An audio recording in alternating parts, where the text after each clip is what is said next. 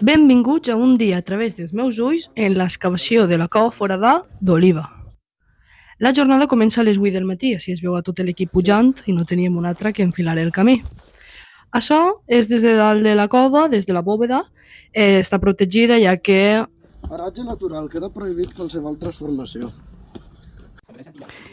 mans a l'obra. Estos dos estudiants busquen i etiquetes xicotetes troballes en un sector de 3x3 i es deixen, com ara veureu, el braç picant pedra i traient-ne.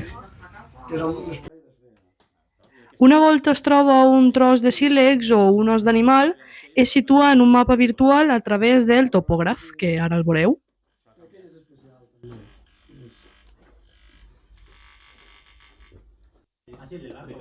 Tota la terra que eix de la cova es garbella en busca de restes, però així a l'ombra, que les excavacions es fan en el mes de juliol.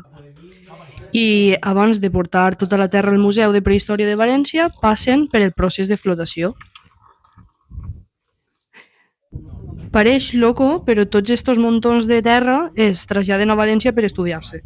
On nosaltres veiem terra i pedres, els arqueòlegs veuen el seu material d'estudi. Pots arribar a recuperar, per exemple, com seria? Fulletes retocades que són molt xicotetes, sí, i que es podrien perdre. I clar, que són rellevants per a l'adscripció cultural, etc.